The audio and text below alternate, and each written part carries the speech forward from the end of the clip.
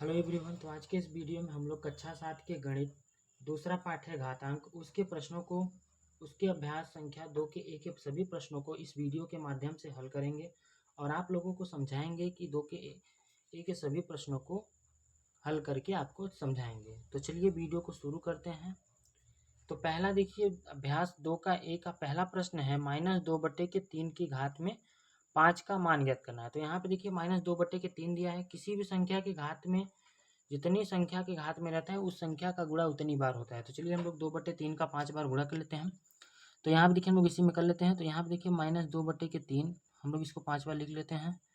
-2/3 यहाँ पे देखिए -2/3 -2/3 4 बार हो गया। एक बार और लिख लेते हैं। तो -2/3।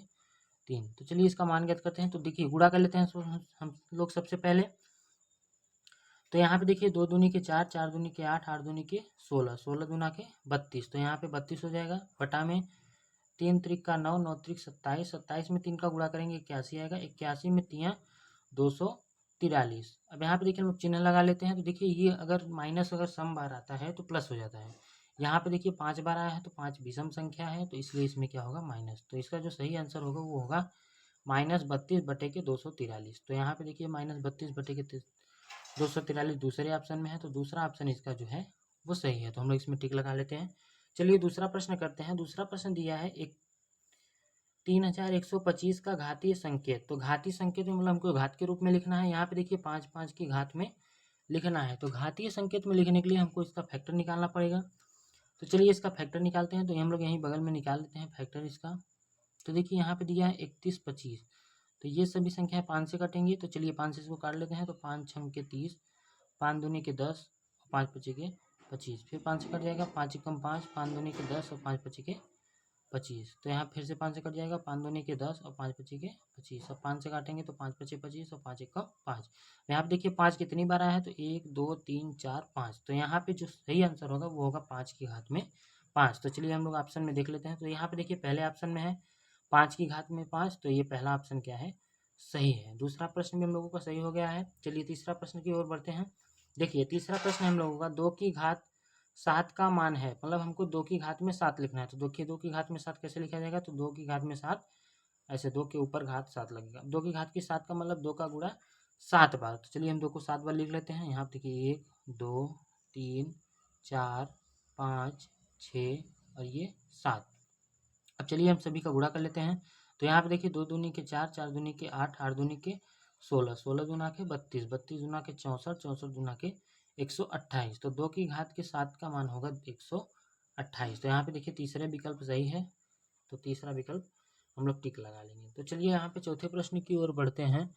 चौथा प्रश्न दिया है एक वर्गाकार क्यारी की भुजा 5 मीटर है, इसके क्षेत्रफल को घातीय संकेत में लिखिए। तो हम आप लोगों को बता दें कि वर्ग का जो क्षेत्रफल होता है वो होता है भुजा गुणित भुजा, या फिर भुजा स्क्वायर भी लिख सकते हैं। तो यहाँ पे देखिए भुजा दिया है 5 मीटर, तो यहाँ पे हम लोग इसका स्क्वायर हो जाएगा इसका क्षेत्रफल। तो इसका जो सही आंसर होगा वो होगा 5 का स्क्वायर। यहाँ पे मीटर है तो ये वर्ग मीटर हो जाएगा। तो चलिए चौथा प्रश्न भी हम लोगों का समाप्त हो गया। अब चलिए पांचवें प्रश्न की ओर बढ़ते हैं। पांचवा प्रश्न दिया है, देखिए सरल कीजिए। तो चलिए पांचवे का पहला नंबर करते हैं। तो देखिए 2 की घात दिया है 4 गुना में 3 की घात 2। तो चलिए इसको पहले हम लोग करते हैं। तो यहाँ पे देखिए 2 की घात 4 का मतलब हो गया 2 का 4 बार गुणा होगा। तो चलिए हम 2 को 4 बार लिख लेते हैं। तो यहाँ पे 1 2 3 और ये 4। उसके बाद देखिए यहाँ पे 3 की घात 2 है, तो मतलब 3 को 2 बार लिखना है। तो 3 गुना में 3 हो गया। चलिए इसको गुणा कर लेते हैं। तो 3 त्रिक का 9, 9 दूनी का 18, 18 ना 36, 36 गुना 72 और 72 में 2 का गुणा करेंगे तो 144 आएगा। तो इसका जो सही आंसर होगा वो होगा 144। चलिए हम लोग इसी प्रकार दूसरा नंबर करते हैं। दूसरे नंबर में दिया है -2 की घात में 3 गुना में -10 की घात 3। तो इसके घात में 3 दिया है, मतलब इसका 3 बार गुणा होगा। चलिए इसका 3 बार गुणा कर लेते हैं। तो -2 की घात 3 गुना में -10 की घात 3, इसको लिख लेते हैं एक बार। फिर चलो इसको 3 बार लिखते हैं। -2 गुना में -2 गुना में -2। अब उसके बाद यहाँ पे देखिए 10 भाग को 3 बार लिख लेंगे। तो 10 गुना में -10 गुना में -10। चलिए इसको गुणा कर लेते हैं। तो 2 दूनी के 4, 4 दूनी के 8, ये -8 हो गया गुना में। चलिए इसका गुणा कर लेते हैं। तो 10 धम्मा 100, 100 धम्मा 1000, तो ये हो गया -1000। यहाँ पे देखिए 1000 में हम लोग 8 का गुणा करेंगे तो आएगा 8000। अब ये दोनों माइनस माइनस का गुणा है तो क्या हो जाएगा, प्लस हो जाएगा। चलिए ये पाँचवें का दूसरा आंसर हो गया। चलिए अब छठवें का करते हैं। पाँचवा प्रश्न हम लोगों को समाप्त हो गया है।